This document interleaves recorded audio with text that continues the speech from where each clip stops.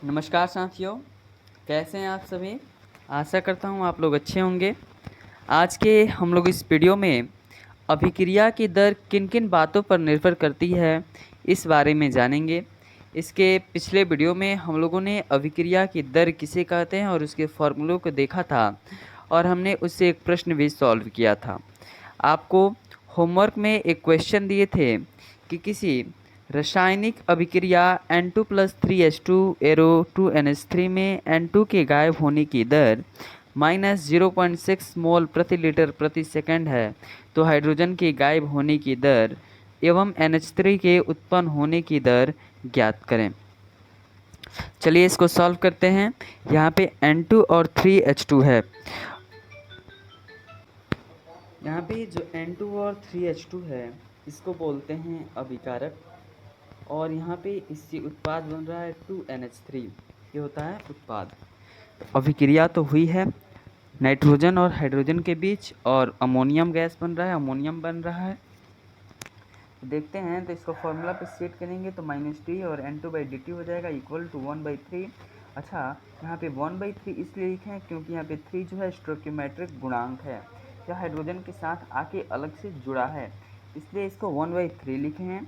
फिर इसको लिख देंगे H2 - D H2/dt। अच्छा, हम आपसे एक क्वेश्चन पूछें कि यहाँ पे माइनस क्यों लगाए हैं, तो चूँकि यह रूल है, इस अभिक्रिया की दर का यह रूल है कि अभिकारक में क्या लगाया जाएगा, माइनस। यहाँ पे देखिए इस उत्पाद में माइनस नहीं लगाया गया है, तो -DH2/dt हो जाएगा। एरो 2NH3, तो यहाँ पे 2 क्या है, स्टोइकियोमेट्रिक गुणांक है, इसलिए इसे 1/2 लिखे हैं। फिर D, फिर NH3 हो जाएगा। NH3 का क्या होता है, तो अमोनियम, और बाई dt हो जाएगा। अच्छा, हमें क्वेश्चन में बोल रहा है कि हाइड्रोजन के गायब होने की दर और NH3 के उत्पन्न होने की दर ज्ञात करना है, तो मुख्य काम तो इन दोनों से ही ना है, तो इन दोनों को हम लोग ले लिए।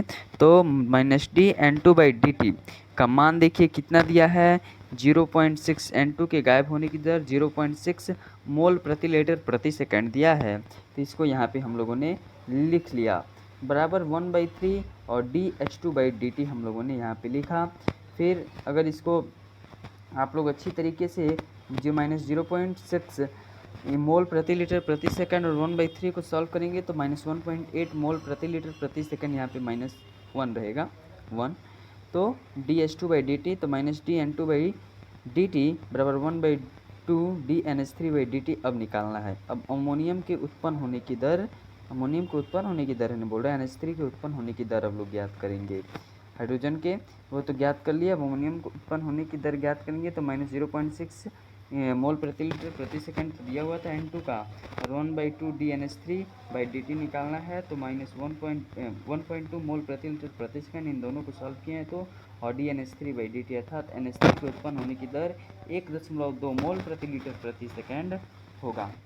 अब आइए अभिक्रिया की दर किन किन कारकों पर निर्भर करती है इसके बारे में जानते हैं।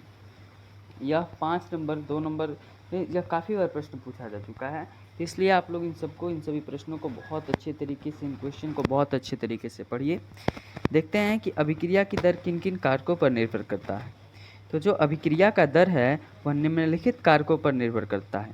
पहला, अभिकारक की सांद्रता पर निर्भर करता है, अर्थात किसी भी रासायनिक अभिक्रिया में अभिकारक की सांद्रता बढ़ने से अभिक्रिया की दर बढ़ जाती है।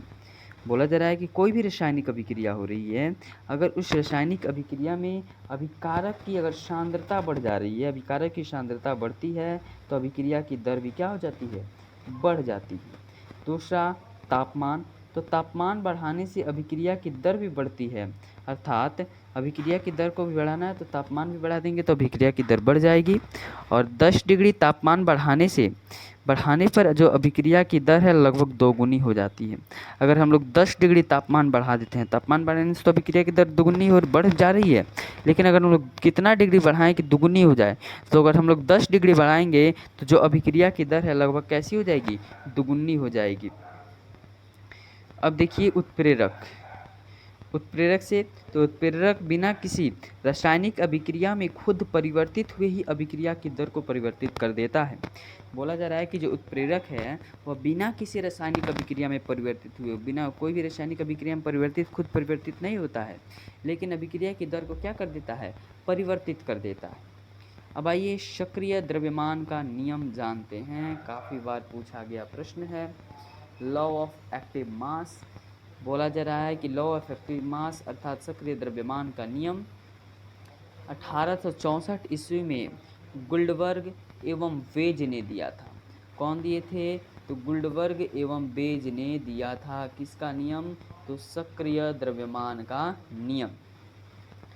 और इस नियम के अनुसार किसी अभिक्रिया में, कब दिया था? तो 1864 में। तो इस नियम के अनुसार किसी अभिक्रिया की दर अभिकारक के मोलर सांद्रता के गुणनफल के समानुपाती। ध्यान दीजिएगा, या जो इस नियम के अनुसार कि कोई भी जो रासायनिक अभिक्रिया की दर है, किसी अभिक्रिया की दर है, वह अभिकारक के मोलर सांद्रता के गुणनफल के कैसी होती है? समानुपाती होती है, जिसमें इसका स्टोइकियोमेट्रिक गुणांक इसके घात के रूप में उपस्थित होता है। इसमें स्टोइकियोमेट्रिक गुणांक, वहाँ पे हम लोग स्टोइकियोमेट्रिक गुणांक समझ रहे थे, तो 2NH2 दे रहा था, यहाँ पे 2H2 दे रहा था, 3H2 दे रहा था, तो इसको हम लोग बोल रहे थे कि यह क्या है? स्टोइकियोमेट्रिक गुणांक है। इसमें बोला जा रहा है कि इसमें घात के रूप में उपस्थित होता है। किसके रूप में? घात के रूप में। देखते हैं कैसे। बोला जा रहा है कोई रासायनिक अभिक्रिया AA + BB है, अर्थात यह अभिकारक है और इससे उत्पाद बन रहा है। तो सक्रिय द्रव्यमान के नियम अनुसार बोल रहा है कि जो अभिक्रिया की जो सक्रिय द्रव्यमान का जो नियम अनुसार, तो अभिक्रिया की दर समानुपाती होती है A का पावर A और B का पावर B के। तो अभिक्रिया की दर हो जाएगा K, यहाँ पे नियतांक क्योंकि समानुपाती हटता है तो एक नियतांक आ जाता है, स्थिरांक। यहाँ पे वेग स्थिरांक है क्या? K।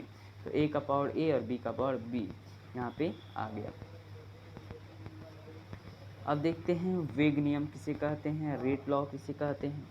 तो बोला जा रहा है कि जब अभिक्रिया की दर को वास्तविक गुणांक के पदों में निरूपित किया जाता है ना, जो अभिक्रिया की दर होती है उसको वास्तविक गुणांक के पदों में अगर हम लोग निरूपित करते हैं तो इस नियम को क्या कहते हैं? वेग नियम कहते हैं, तथा इससे प्राप्त समीकरण को क्या कहते हैं? वेग समीकरण कहते हैं। और अभिक्रिया की कोटि ऑर्डर ऑफ रिएक्शन किसे कहते हैं? What is order of reaction? बोला जा रहा है कि जब वेग समीकरण में उपस्थित वास्तविक गुणांक के योग की अभिक्रिया को कोटि कहा जाता है। बोला जा रहा है कि वेग समीकरण में उपस्थित जो वास्तविक गुणांक का जो योग होता है उसको ही अभिक्रिया का कोटि कहा जाता है। जैसे H2 + I2 एरो 2HI, इसमें वेग समीकरण वेग बराबर KH2 और I2 है, तो कोटि इसमें कितना है? 1 और 1 है, तो यह कितना हो जाएगा? 2 हो जाएगा। अब कोटि के आधार पर अभिक्रिया के प्रकार की बात करें तो कोटि के आधार पर अभिक्रिया के 4 प्रकार होते हैं। शून्य कोटि की अभिक्रिया अर्थात 0 ऑर्डर रिएक्शन, प्रथम कोटि की अभिक्रिया फर्स्ट ऑर्डर रिएक्शन, द्वितीय कोटि की अभिक्रिया सेकंड ऑर्डर रिएक्शन और तृतीय कोटि की अभिक्रिया अर्थात थर्ड ऑर्डर रिएक्शन। आइए हम लोग इस वीडियो में शून्य कोटि की अभिक्रिया तक समझेंगे, उसके आगे हम लोग कल की वीडियो में समझेंगे। तो देखते हैं कि शून्य कोटि की अभिक्रिया किसे कहते हैं। तो वैसी अभिक्रिया जिसमें जो अभिक्रिया की दर है वह किसी भी अभिकारक पर निर्भर नहीं करती है। क्या? कि जो अभिक्रिया की दर है वह किसी भी अभिकारक पर निर्भर नहीं करती है, उसे शून्य कोटि का अभिक्रिया कहा जाता है। जैसे वैसी सभी अभिक्रिया जो उत्प्रेरक की उपस्थिति में होती है उसी को ही शून्य कोटि की अभिक्रिया कहते हैं, और यह अभिक्रिया की दर पर निर्भर नहीं करती है। अभिक्रिया की दर है यह किसी भी अभिकारक पर निर्भर नहीं करती है। जैसे N2 + 3H2 Fe2NH3। बोला जा रहा है कि वैसी सभी अभिक्रियाएं जो सूर्य के प्रकाश की उपस्थिति में होती है उसको भी शून्य कोटि की अभिक्रिया कहा जाता है। जैसे H2 + Cl2 सूर्य के प्रकाश की उपस्थिति में होता है, 2HCl बनता है हाइड्रोक्लोरिक अम्ल। चलिए अभी के लिए बस इतना ही। अगले वीडियो में हम लोग प्रथम कोटि की अभिक्रिया, उसके बाद प्रथम कोटि की अभिक्रिया के बाद हम लोग द्वितीय कोटि की अभिक्रिया, तृतीय कोटि की अभिक्रिया का अध्ययन करेंगे। धन्यवाद, मिलते हैं अगले वीडियो में।